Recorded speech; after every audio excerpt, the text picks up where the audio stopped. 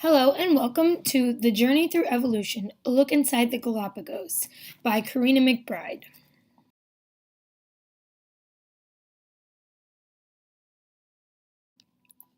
Before we swim with sea lions and sunbathe with marine iguanas, we must learn about our destination.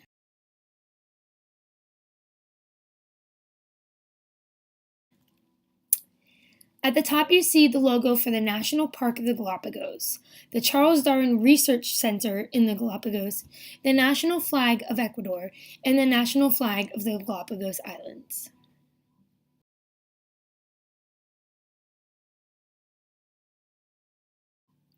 Secondly, you need money when you travel.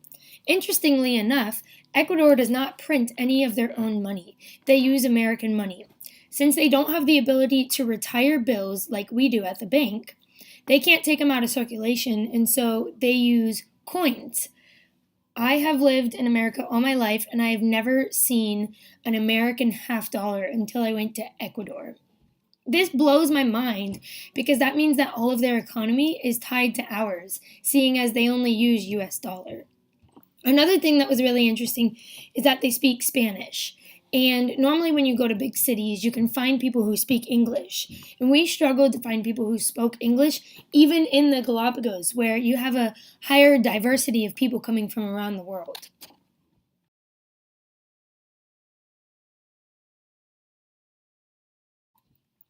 So to get there, you have to fly straight to Ecuador mainland first because the Galapagos doesn't accept any international flights. So there's this company, Tame, which only flies out of Fort Lauderdale from the US, and we took that flight to Guayaquil. And then later we took it to the Galapagos.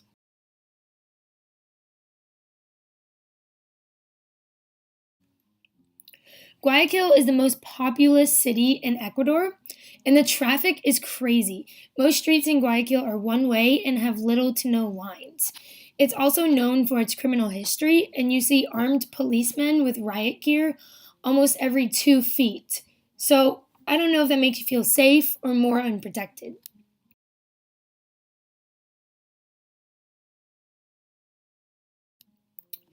In the city of Guayaquil, they have this park. It's called Iguana Park, and it's maybe an acre. And there's a bunch of land iguanas everywhere, and they're just sitting on top of the bushes or burying in the sand, and you can walk around and they don't care that you're there. It's crazy. So this tree in the middle here, all the iguanas like to climb up and sit in it. But you have to be careful because if you walk underneath it, they might pee on you. And it's not like a little drip like of bird pee, it's a full maybe liter of warm liquid that pours down from the tree. And you look up and there's like 30 iguanas sitting in the tree. You're like, oh, okay, guess I'm not walking under this tree again. But the iguanas are crazy. I found a tree with a whole bunch of flowers on the ground, and I collected the flowers, and I was able to hand feed the iguanas. And they kind of chew like cows. It's pretty interesting.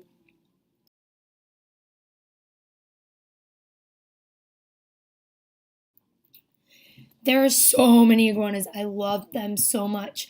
And they're just part of the wild landscape in this park. You can't really see them in other areas of Guayaquil just because it's so developed and it's all concrete. But here, they're everywhere. And like pigeons sit on them and pigeon poop on them and people just walk over them. It's crazy.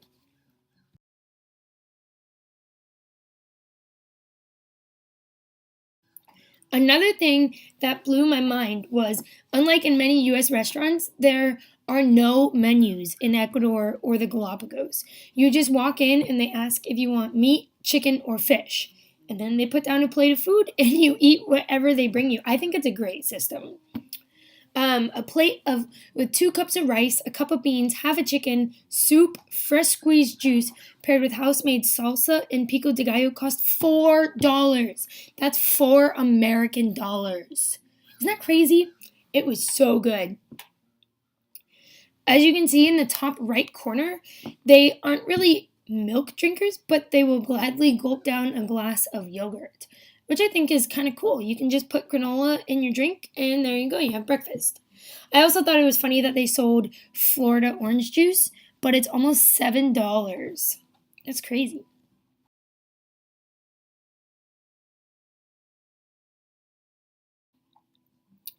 All right, so now let's get on to the Galapagos. The Galapagos is an archipelago, which means that it's a series of volcanic islands. The rocks are craggly, sharp, and porous, but the reefs are amazing. We went snorkeling one day, but the water was about 50 degrees Fahrenheit, and it was so cold. But that's just the temperature that it is pretty much year round. It was winter there, so it was a little bit colder, but it was still really cold in the summer too.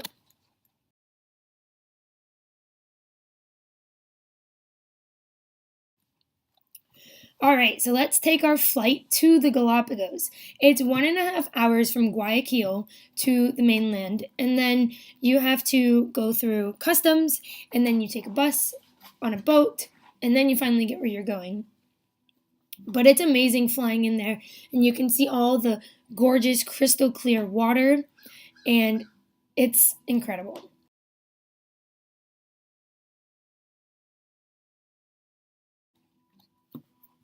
So the Galapagos has the first ecological airport in the world.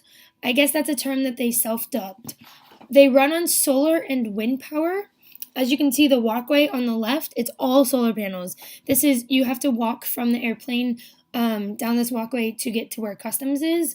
And if that were in the US, there would be border patrol and all these fences, but it's just this lovely walkway with all these cactuses next to you. And another really interesting thing is that they move everything by hand. So in the States, there's normally this cart that pulls the plane to the stopping point of where it initially starts to rev the engine. And that was pulled by men, by people working there on the ground. All the luggage carts were moved by hand. All of the stairways were moved by hand. It's really amazing. But then again, you got to think about how small this airport is. They try to be really strict with invasives, which I appreciate. So on the flight in, they sprayed everybody's luggage.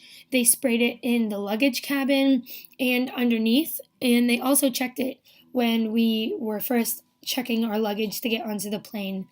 But once we get there, we have to step on this mat with some chemicals on it that sterilize the bottom of our shoes, which I think is really nice.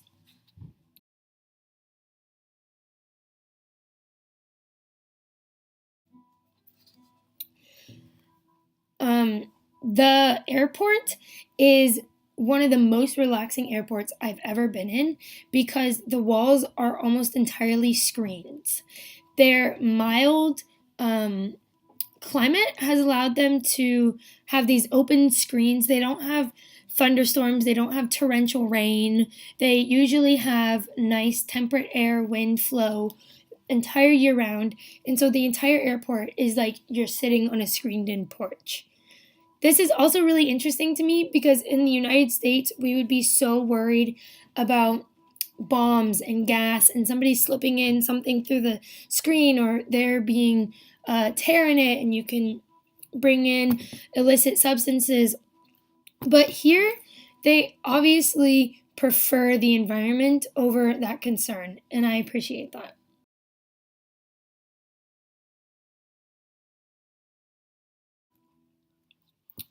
So now we take a bus to get onto a boat. So we ride the bus through this desert and we see all of these abandoned plots of houses, and it's very arid and desert like. And then we get to this boat. This boat is our ferry across the harbor, and as you can see on the picture on the left, they actually put your suitcases on top of the boat without any bungee cords or rope or anything to secure it, and they stack them 2 or 3 suitcases high, and then they travel with the boat across the ferry with all your luggage on top. I wonder if they've ever had any incidents because that's amazing.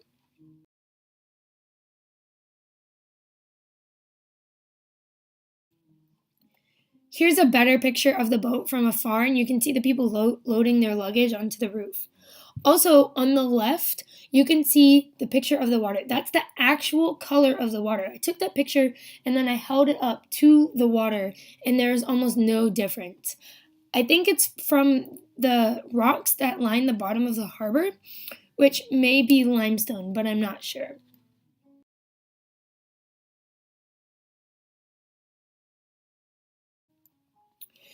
The Galapagos has one of the most drastic tidal changes in the world since it's right on the equator. The tide changes 1 meter every hour. So that means their low tide is really low. This is almost at complete low tide, and during high tide, the water almost reaches the top of the wall for the pier.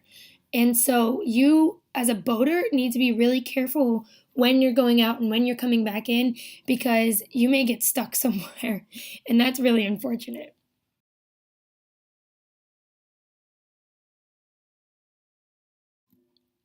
Another thing that I thought was genius is they plant living fences. These fences provide shade, they provide food, fruit, and they're also a fence. Um, Something that's really interesting is that the tortoises, the land tortoises, they just go wherever. And so a couple private farms built these fences that are tall enough to so the tortoises go underneath it. And then they planted a whole bunch of tortoise fruits for them. And so then the tortoises just choose to be there. And the guy sells visitor passes to come and take pictures with the tortoises for $5. I'm like, that's genius.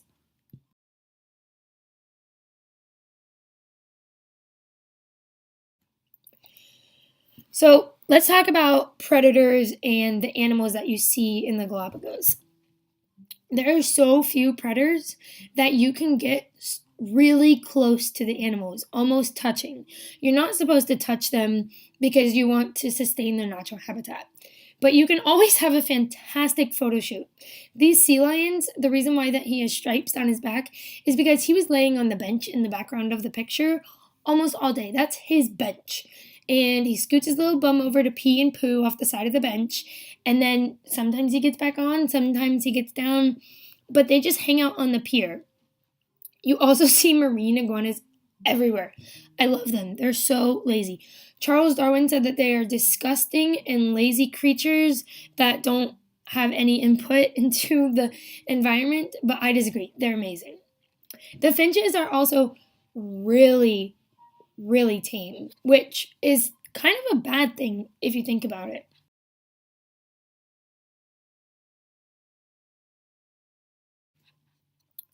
They're so tame that they'll fly and sit in the middle of the road while you're driving and they won't move.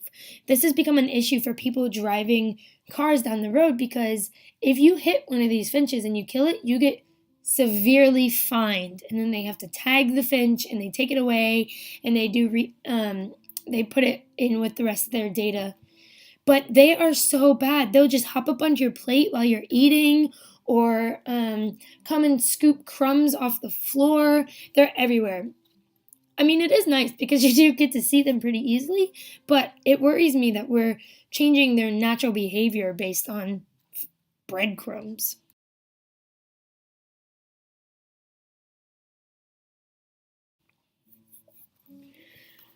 So, the finches, as you know, are essential to what brought Darwin the thought process of evolution.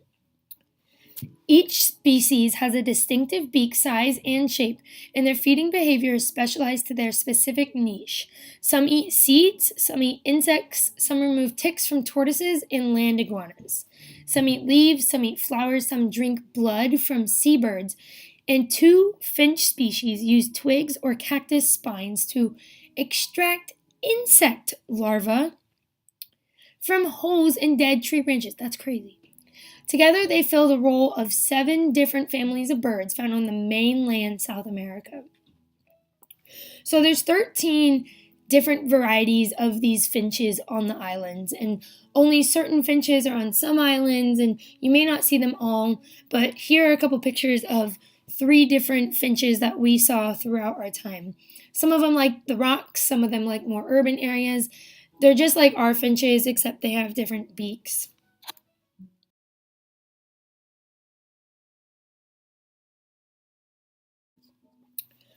Las Opuntias gigantes. So the sign on the left reads that there are 6 different species of opuntias found on the islands throughout the arid desert. They are drought adapted and only grow a few millimeters a year. They're also listed as threatened. The fact that they only grow a few millimeters is mind-boggling because these trees are 7 and 8 feet tall.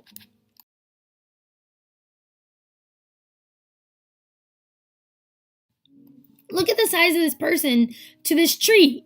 That's crazy. How old must that tree be? Something that I also found really interesting is that the bark feels harder than plastic. You knock on it and it is not going anywhere. So I guess that's one way that the plant adapted to the arid desert, is that there is no water getting out of this bark.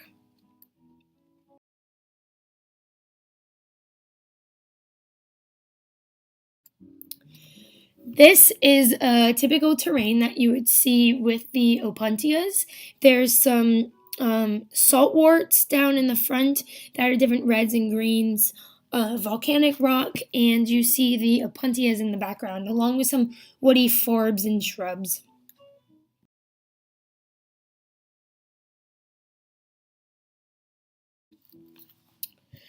The giant land tortoises are so big. They're crazy. They're everywhere. You will drive through the countryside and you have to be careful because you may think it's a rock sitting in the middle of the road or on the side of the road, but it's actually a tortoise. This one on the right we found on the side of the road, and he was just sitting in this patch of grass, so happy, just eating and munching away. And they're only found in the uplands of the island, and they just roam around free. They get into people's agricultural lands, which really piss people off. So what they do is they plant plants that the tortoises don't like around the perimeter of their farm. So that way the tortoises are deterred. But I would plant them a little garden, you know? They're pretty neat. They live to be hundreds of years old, and they're nowhere else in the world, which I think is really interesting. They like to eat prickly pears and cactus pads along with grass and other herbaceous plants. And they are threatened by goats and large animals, and ants, rats, and pigs eat their eggs. A fun historical fact is that sailors used to collect these tortoises and stack them upside down on top of each other and store them on the ship deck, where they would live for about a year without food or water until the crew was ready to eat them. So these animals are huge, but they can sustain their body without much input.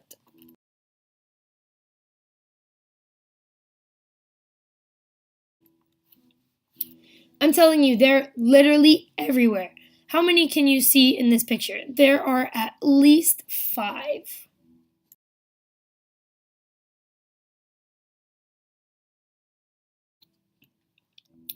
Now, this is Lonesome George. He has become the iconic logo of the Charles Darwin Research Station, and he was the last of his subspecies to survive and died from an old age in 2012. He lived to be over 100 years old. They found him. They thought that he was different from the other tortoises, so somebody brought him to the research station where he remained waiting for a mate, but they never found another mate.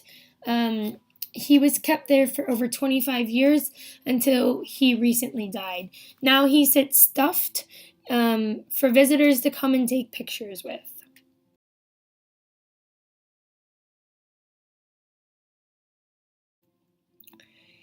The marine iguana is my personal favorite. These marine iguanas only eat green algae from the sea. They've adapted their snouts to be rounder than normal iguanas so they can dive down and scrape the algae off the rocks. They can hold their breath up to an hour, but can only be underwater for a few minutes since they lose so much of their body heat. They expel the salt by snorting it out of their nose in this giant ray of salt.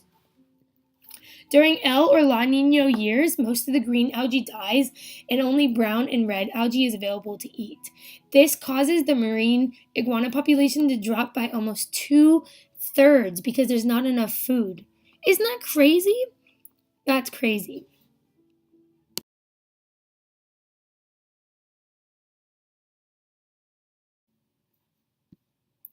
Thank you so much for watching our presentation, and here's some more pictures about my crazy family and our trip. I'll explain them really fast. Top left, we were almost getting thrown off the boat.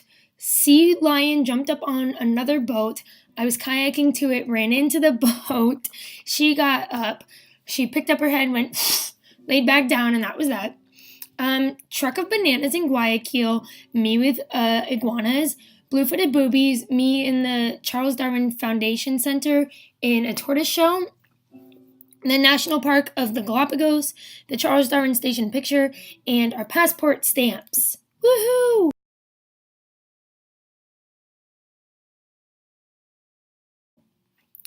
All right, Mom with Charles Darwin Ark, me at Las Grietas, us leaving the airport, on our snorkeling trip by the volcanic rock, on our kayaking trip, Las Grietas, where they harvest salt in squares. They let the water come in, they dry it, and then the salt is the only thing that's left, and then they bag it.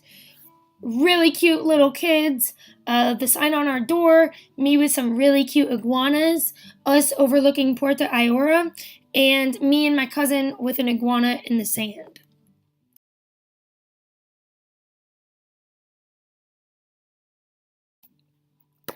I really hope that you've been able to learn something from my presentation today.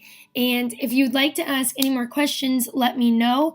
And I just want to let you know that the Gator Nation truly is everywhere. So go spread that Gator cheer. Thank you.